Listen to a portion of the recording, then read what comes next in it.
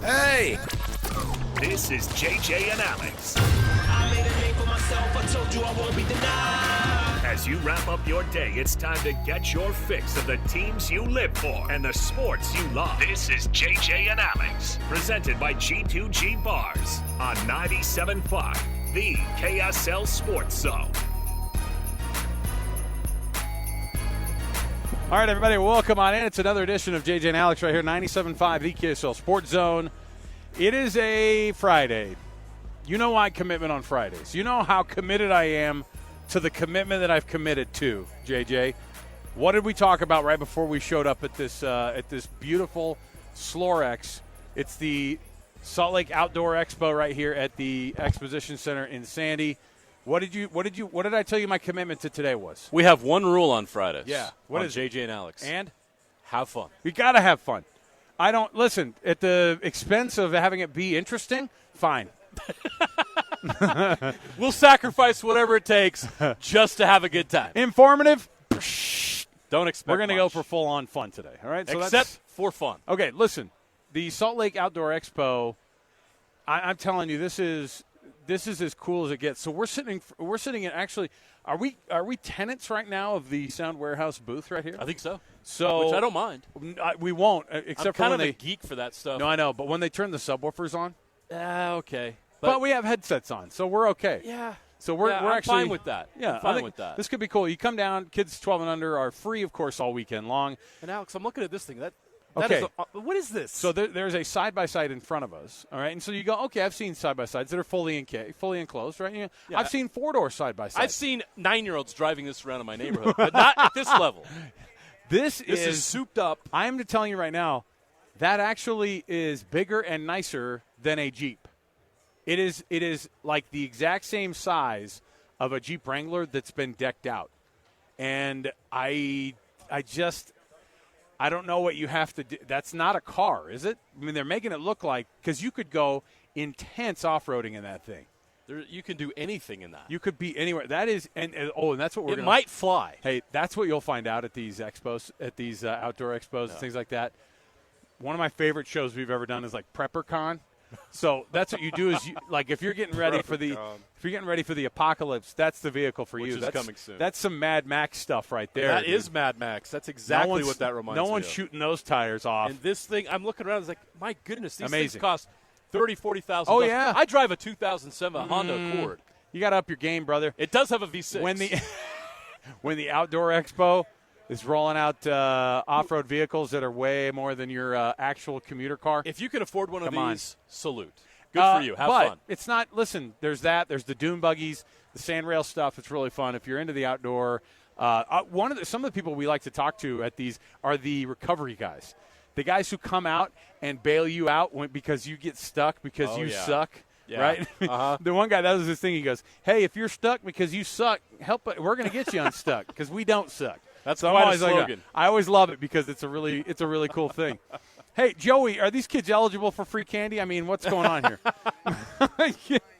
Can you absolutely get some free candy for the kids when you come down? All right, we're gonna have some fun today. We've already started off pretty good. I've already started doing some flat Earth stuff with you earlier. We'll get into that in just a moment. All right. We've covered PrepperCon and Flat Earth. By the end of the day, this is going to get weird today. By the end of the day, I'm going to reel you in, man, to the Flat Earth stuff. Okay.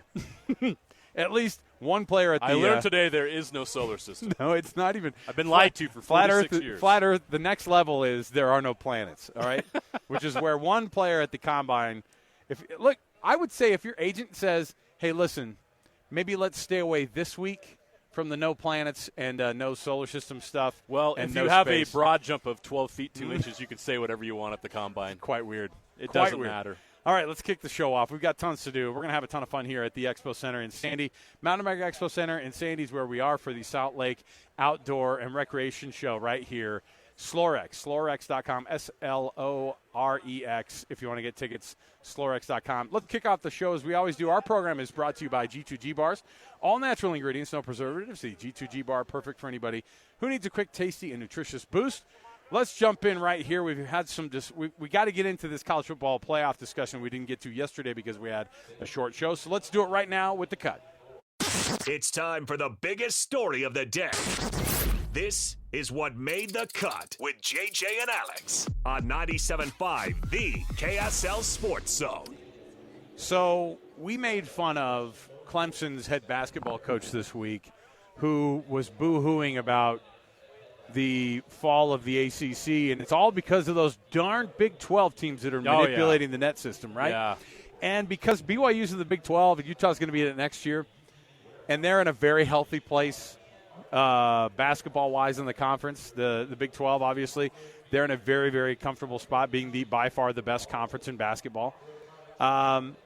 They're doing what the big conferences and the big teams do in college football, which is it's not gaming the system. Because I think what's lost in the conversation of quote-unquote gaming the system, you're not playing any tough teams. Your strength of schedule is garbage, which call me back in 6 months because we're going to be doing the same thing when we start talking about the SEC and their soft schedules set up so that they can get to the college football playoff.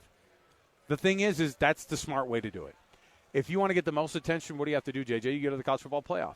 Exactly. If you have to get the most attention in the college basketball world, what is it? You got to get the NCAA tournament. Yes. And to do that, you got to win in the NCAA tournament. And to do that, boost up my net rating. Put my net ranking in my veins because that's how we're going to survive. It was incredible how much BYU tricked the computers on Tuesday night, Lawrence. That was an unbelievable performance to fool the computer rankings. Listen, it's because pull off that win. Well, it's not computers that run that, right? It's the reptilian people. Oh yes. Okay. See, I'm going full.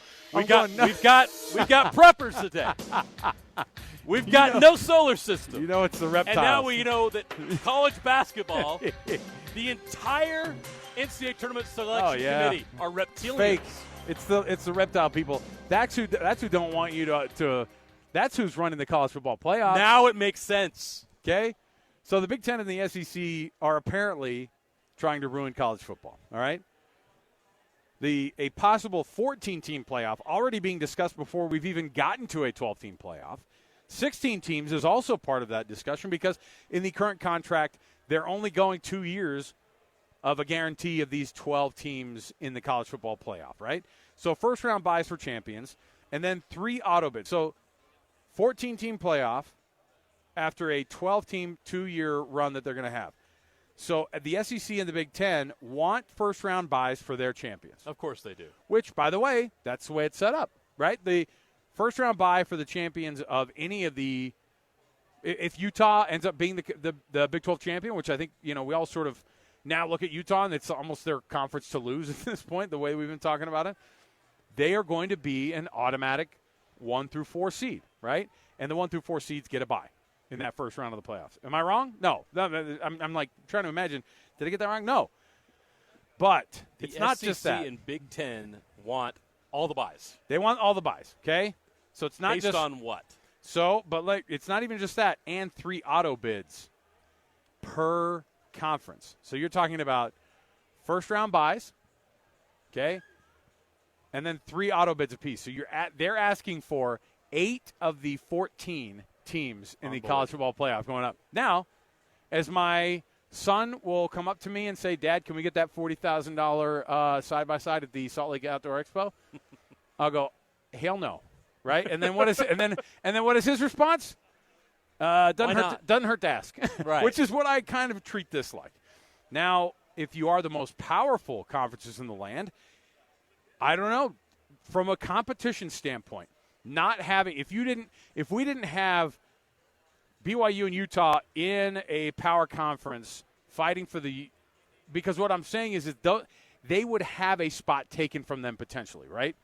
But if I'm not one of those people, if I'm not a fan of any of those, if I'm just a college football, give me the best matchups, who's to say that the SEC and the Big Ten would not be the best matchups? It's hard to argue against a conference that wants 8 teams in out of the 14 because typically 8 teams out of the Big Ten and the ACC are better than everybody else. Is that wrong? And that's just the autos. They'll want the at-larges too. Give me the at-larges. They want the it all. autos. Now, Alex, that's crazy. This is just becoming the Big Ten the SEC Invitational. This is what they want. They want a national championship based on Big Ten versus SEC, and they don't want anybody else to play in their sandbox. That's exactly what this is. And they believe, because of the support they have from Fox and ESPN and the power they now wield, that they can make this happen. This is not what anybody wants, except the people that make money in the Big Ten and the SEC. This can't happen. This can't be allowed to happen because this is not what's good for college football. Right. And at some point, it's going to be, okay, people are going to lose interest. It's like, oh, what is this? This is just minor league football, right? You're going to lose certain parts of this that matter so much to make it an interesting competition. Because who wants to watch, essentially, the Big Ten versus the SEC, other than people that love the Big Ten and SEC teams? And perhaps if you love college football and you love watching Alabama versus Michigan, then you get what you want, I guess. Oh, boy. Yeah, right? That's who wants this. Mm-hmm. Roll damn Tide. They want it. Michigan wants it. But does you, the college football fan, you, the college football consumer, want that? Or would you rather have everyone represented, equal access for everybody, if you earn it, to get a chance to go? Okay. The group of five, the at-larges, I think it needs to be that way. And I think you need to reward college football conference champions, but this only rewards two conferences. Okay, in the current setup of the 12-team playoff, you'd have first-round buys for 1 through 4. In the 14-team playoff, you're only getting 2 buys, even though you're adding 2 teams. So here's how the numbers work.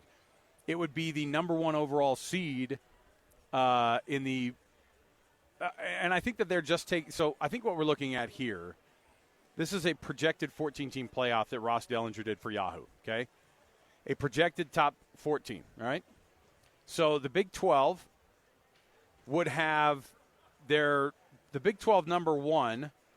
Am I missing it over here? He's got Arizona. He's got Arizona, okay? You're not going to like this, Utah fans, because – and listen, you got to at Ross Dellinger, not us, because he actually has the Big 12 number 2 team as Oklahoma State also. Right. So those are his 2. Now, in this scenario, let's just – Kyle Whittingham already has that hanging up in his in the locker Listen, room. he printed it out, and he's like, honey, I have some great news. and then thank she's you, all, he sent a thank you note to Ross Dellinger. And then he has to put on a pouty face for his players. I mean, oh, shoot. They're disrespecting us. But in this setup, the number 1 team out of the Big 12, he's got at Arizona. Now, they have the Arizona team listed as a 10 seed. Correct. Being the number 1 team in the Big 12. Read off the 1 through 9s. Let me go through 1 through 9. Number 1 out of the Big 10, Michigan. Okay. Number 2 out of the SEC, Texas. Okay. Number 3 out of the Big 10, Washington. Jeez, it just sounds so weird to say that out loud as I'm saying that. Number 4 out of the SEC, Alabama. Number 5 out of the ACC, Florida State. Number 6 out of the SEC, Georgia. Number 7 out of the Big 10, Ohio State. Number 8 out of the Big 10, Oregon. And number 9 out of the SEC, Missouri. Gosh dang it. You see a theme here? Yeah, I do. Number 10 is, like I said, Arizona out of the Big 12. So right now, out of those first 12 that I listed off, what do we have? 2 are not the SEC ACC Big 10 champion and the Big 12 champion. That's okay. it. And by the way, the SEC champion or the ACC champion is the number 5 seed. The Big 12 champion is the number 10 Arizona Wildcats. Okay, 11 out of the ACC is Louisville. Number 12 out of the Big 10 is Penn State. Number 13 out of the Big 12 is Ohio State, and number 14 out of the may she rest Pac-12, the new Group of 5 champion, the new G5 champion, Oregon State. Okay. So what? How many did you get? 9 teams out of the 14. Out of the 14 are Big 10 SEC. Yeah. But tell many, me and that only that's not one. Yeah. Only one team in the top 10 was non-SEC Big 10. Okay. Which was Florida State. Now this is doing a lot of assuming, right? But I think that the point is that the sport that I love more than anything on this planet, which is college football, not just football, college football. I begged for a 12 and I begged for a 14 team, something more than just a 2 or 4 team playoff or the dreaded old school, just like writing down, hey, who did you vote for your national champion? That was always a terrible. No more BCS. This is supposed to be a better system. The thing is that are these teams the best teams, though? Are these teams? But when you look at this, if you were to take away conference affiliation, because a lot of these, Texas, Oregon, Washington, who else am I missing? Arizona, but in a different way. Some of these teams were not in there. They weren't in this. They weren't in the Big Ten or the SEC last year, right? And so if they end up being the best teams, which, again, Washington I don't even think is going to be a top 25 team by the end of next year, but that's a whole other thing. They're almost rebuilding. But, and you look at this, though, and the Blue Bloods are pretty much there. And the best teams in the country, I mean, you're talking about the reason that they're there is because their ranking is about that level. I think that the Big 12 champion should be a top 4 seed, a top 5 seed, okay? What is the meaning of not having it? Winning a conference championship? You're supposed to be it's considered not going to mean anything. anything. Right. But why wouldn't it? Look, did the Big 12 – the Big 12 took a hit because Oklahoma and Texas left, right? But Sure. you arguably added even better teams, at least over the past couple decades, right? When you talk about Utah at the very least. Arizona State and Arizona, it'll take 2 seconds. By the way, Arizona is going to be maybe better than Utah this year. Just as good or maybe better. But I think, one, it's a massive disrespect. Utah should probably be on this list. And if you put Utah at a number 13 seed to replace Oregon or Oklahoma State, that feels weird too, because it's freaking Utah, who, by the way, should be well ahead in terms of just like recent memory over teams like Missouri and even Oregon or even Arizona or even Ohio State in terms of how they've competed over the past couple of seasons. Whether it's Arizona or Utah or Kansas State or Oklahoma State, the Big 12 champion being a 10 seed and having to go on the road, I'm assuming these first-round games are neutral are home sites. I hope they figure it out. out. So you win your conference championship. You win the Big 12 championship. They play, and you get a 10 seed, and you got to go to the shoe and play right. Ohio State? You got to play the number 3 Big Ten team on this list. Ridiculous. Yeah.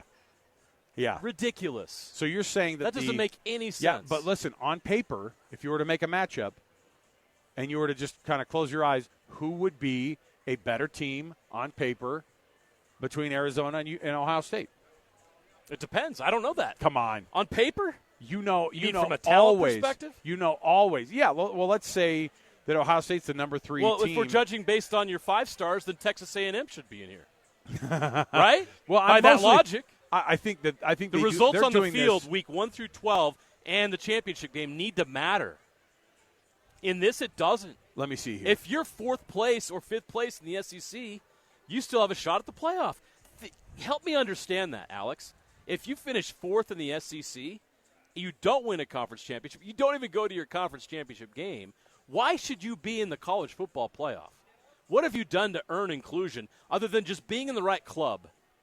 And then we're right back to the same problem we've always had. How do they have We thought this was going to be solved by a 12-team playoff. And now the Big Ten and the SEC want to co-opt the thing and make it their invitational, which just keeps the power and the money with those 2 conferences.